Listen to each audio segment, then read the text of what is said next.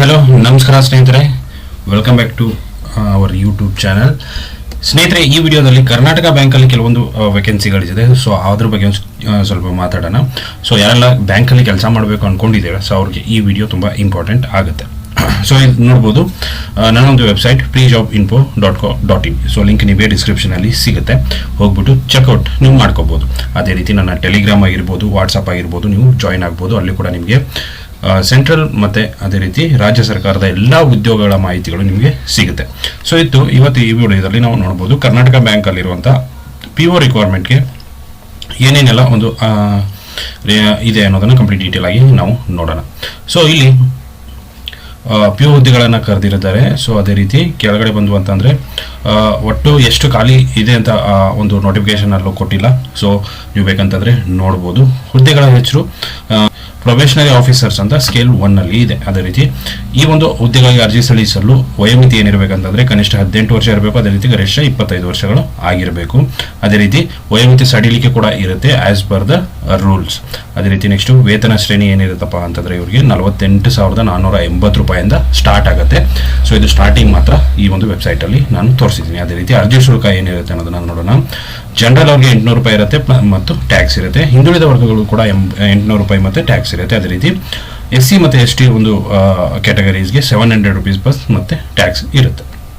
So next ಶೈಕ್ಷಣಿಕ ವಿದ್ಯಾರ್ಥಿ education ಏನಾಗಿರಬೇಕು ಅಂತಂದರೆ ಗ್ರ್ಯಾಜುಯೇಷನ್ ಆಗಿರಬೇಕು. ಅದೇ ರೀತಿ ಗ್ರ್ಯಾಜುಯೇಷನಲ್ಲಿ ಅಗ್ರಿಕಲ್ಚರ್ ಸೈನ್ಸ್ ಆಗಿರ್ಬೋದು, ಗ್ರ್ಯಾಜುಯೇಟ್ ಲಾ ಆಗಿರ್ಬೋದು, ಅದೇ ರೀತಿ professional qualification CA, CS, CMA, ICWA.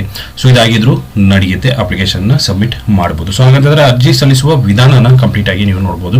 ಅರ್ಜಿ ಸಲ್ಲಿಸಬೇಕಂತಂದರೆ ನೀವು ಆನ್ಲೈನಲ್ಲಿ ಅರ್ಜಿಯನ್ನು ಸಲ್ಲಿಸಬೇಕಾಗತ್ತೆ. ಏನಂತಂದರೆ ಅವರ ಒಂದು ವೆಬ್ಸೈಟ್ ಇದೆ, ನಿಮಗೆ ಕೆಳಗಡೆ ಗೊತ್ತಾಗುತ್ತೆ. ಆ ವೆಬ್ಸೈಟ್ ಮುಖಾಂತರನೇ ಅಪ್ಲಿಕೇಶನ್ನ ಸಬ್ಮಿಟ್ ಮಾಡಬೇಕಾಗತ್ತೆ. ಸೊ ಕೆಳಗಡೆ ಬಂದ್ರಪ್ಪ ಕಂಪ್ಲೀಟ್ ಡೀಟೇಲ್ ಆಗಿ ಓದ್ಕೊಳ್ಳಿ. ಸ್ವಲ್ಪ ಇನ್ಫಾರ್ಮೇಷನ್ ನಾನು ಕೊಟ್ಟಿದ್ದೀನಿ ಅಲ್ಲಿ. ನೆಕ್ಸ್ಟ್ ಯಾವ ಥರ ಆಯ್ಕೆ ಮಾಡ್ತಾರೆ. ಸೊ ಆನ್ಲೈನ್ ಏನು ಅಪ್ಲಿಕೇಶನ್ನ ಹಾಕಿರ್ತಾರಲ್ಲ, ಸೊ ಅವ್ರಿಗೆ ಅಷ್ಟು ಏನಂತಂದರೆ ಒಂದು ಆನ್ಲೈನಲ್ಲಿ ಟೆಸ್ಟನ್ನು ಇಡ್ತಾರೆ. ಸೊ ಆನ್ಲೈನಲ್ಲಿ ಟೆಸ್ಟ್ ಇಟ್ಬಿಟ್ಟು ಆಮೇಲೆ ಏನು ಮಾಡ್ತಾರೆ, ಇಂಟರ್ವ್ಯೂ ಮುಖಾಂತರ ಮಾಡ್ತಾರೆ. ಆನ್ಲೈನಲ್ಲಿ ಆ ಒಂದು ಟೆಸ್ಟ್ ಇರ್ತಾರೆ, ಟೆಸ್ಟಲ್ಲಿ ಪಾಸ್ ಆಗಿರೋಂಥವ್ರಿಗೆ ಏನು ಮಾಡ್ತಾರೆ, ಒಂದು ಇಂಟರ್ವ್ಯೂನ ಇದು ಮಾಡ್ತಾರೆ. ಆ ಇಂಟರ್ವ್ಯೂನಲ್ಲಿ ಪಾಸ್ ಆದವರಿಗೆ ಆಮೇಲೆ ಜಾಬ್ ಸಿಗುತ್ತೆ. ಸೊ ಪ್ರಮುಖ ದಿನಾಂಕಗಳು. ಸೊ ಅಪ್ಲಿಕೇಶನ್ ಯಾವಾಗ ಸ್ಟಾರ್ಟ್ ಆಗಿದೆ ಅಂತಂದರೆ 30/11 ಸ್ಟಾರ್ಟ್ ಆಗಿದೆ ಅಪ್ಲಿಕೇಶನ್ನು. ಅದೇ ರೀತಿ ಅರ್ಜಿ ಯಾವಾಗ ಲಾಸ್ಟ್ ಡೇಟ್ ಅಂತಂದರೆ 10/12/24. ಸೊ 10ನೇ ತಾರೀಕುವರೆಗೂ ಲಾಸ್ಟ್ ಡೇಟ್ ಇದೆ. ಅದೇ ರೀತಿ ಆನ್ಲೈನ್ ಅಪ್ಲಿಕೇಶನ್ ಅಂದರೆ ಆನ್ಲೈನಲ್ಲಿ ಟೆಸ್ಟ್ ಸೆಂಟರ್ಗಳು ಎಲ್ಲೆಲ್ಲಿದೆ ಅಂತಂದರೆ ಬೆಂಗಳೂರು, ಚೆನ್ನೈ, ಮುಂಬೈ, ನ್ಯೂ ಡೆಲ್ಲಿ, ಹೈದರಾಬಾದ್, ಕೋಲ್ಕತ್ತಾ, ಪುಣೆ, ಮಂಗಳೂರು, ಧಾರವಾಡ, ಹುಬ್ಳಿ, ಮೈಸೂರು, ಶಿವಮೊಗ್ಗ, ಕಲಬುರಗಿ. ಸೊ ಇಷ್ಟು ಒಂದು ಕಡೆಗೆ ಏನಂತಂದರೆ ಒಂದು ಎಕ್ಸಾಮ್ ಸೆಂಟರ್ಸ್ಗಳನ್ನು ಅವರು ಆಯ್ಕೆ ಮಾಡ್ಕೊಂಡಿದ್ದಾರೆ. ಸೊ ನೆಕ್ಸ್ಟ್ ಪ್ರಮುಖ ಲಿಂಕ್ಗಳು ಅಂತಂದರೆ ಅರ್ಜಿ ಸಲ್ಲಿಸೋಕೆ ನೀವು ಇಲ್ಲಿ ಕ್ಲಿಕ್ ಮಾಡ್ಬೋದು. ನೋಟಿಫಿಕೇಶನ್ ಬೇಕಂದರೆ ಇಲ್ಲಿ ಕ್ಲಿಕ್ ಮಾಡಿ. ಅದೇ ರೀತಿ ಅವರ ಒಂದು ಅಧಿಕೃತ ವೆಬ್ಸೈಟ್ಗೆ ಇಲ್ಲಿ ಕ್ಲಿಕ್ ಮಾಡಿ. ನಮ್ಮ ಟೆಲಿಗ್ರಾಮ್ ಗ್ರೂಪ್ಗೆ ಸೇರೋದಕ್ಕೆ ಕ್ಲಿಕ್ ಮಾಡಿ. ಅದೇ ರೀತಿ ನಮ್ಮ ವಾಟ್ಸಪ್ ಚಾನಲ್ನ ಸೇರೋದಕ್ಕೆ ಇಲ್ಲಿ ಕ್ಲಿಕ್ ಮಾಡಿ.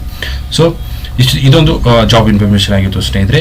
ಯಾರೆಲ್ಲ ಒಂದು ಪದವಿ ಕಂಪ್ಲೀಟ್ ಆಗಿದೆ, ಸೊ ಅವರೆಲ್ಲ ಅಪ್ಲಿಕೇಶನ್ನ ಸಬ್ಮಿಟ್ ಮಾಡ್ಬೋದು. ಸೊ ಹೆಚ್ಚಿನ ಮಾಹಿತಿಗಾಗಿ ಅವರ ಒಂದು ನೋಟಿಫಿಕೇಶನ್ ಇದೆ ನನ್ನ ಒಂದು ವೆಬ್ಸೈಟಲ್ಲಿ. ಇಲ್ಲಿ ನೋಡ್ಬೋದು, ಕೆಳಗಡೆ ನೀವು ನೋಟಿಫಿಕೇಶನ್ ಅಂತ ಸಿಗುತ್ತೆ. ಸೊ ಅಲ್ಲಿ ಕ್ಲಿಕ್ ಮಾಡಿದ್ರು ಕೂಡ ನೀವು ಜಾಯ್ನ್ ಆಗ್ಬೋದು. ಅದೇ ರೀತಿ ನೋಡ್ಬೋದು. ಅದೇ ರೀತಿ ನನ್ನ ಟೆಲಿಗ್ರಾಮ್ ಗ್ರೂಪಲ್ಲೂ ನಾನು ನೋಟಿಫಿಕೇಶನ್ ಹಾಕಿರ್ತೀನಿ. ನೆಕ್ಸ್ಟು ನಮ್ಮ ವಾಟ್ಸಪ್ ಚಾನಲ್ನಲ್ಲೂ ಕೂಡ ನಾನು ನೋಟಿಫಿಕೇಶನ್ ಹಾಕಿರ್ತೀನಿ. ಸೊ ಅಲ್ಲಿ ಜಾಯ್ನ್ ಆಗಿ ನೋಟಿಫಿಕೇಶನ್ ನಿಮಗೆ ಸಿಗುತ್ತೆ. ಸೊ ಇಷ್ಟು ಇವತ್ತಿನ ವಿಡಿಯೋ ಸ್ನೇಹಿತರೆ. ವಿಡಿಯೋ ಇಷ್ಟ ಆಗಿದೆ ಅಂದ್ಕೊಂಡಿದ್ದೀನಿ. ಲೈಕ್ ಮಾಡಿ, ಶೇರ್ ಮಾಡಿ, ಸಬ್ಸ್ಕ್ರೈಬ್ ಮಾಡೋದನ್ನು ಮರಿಬೇಡಿ. Thank you so much.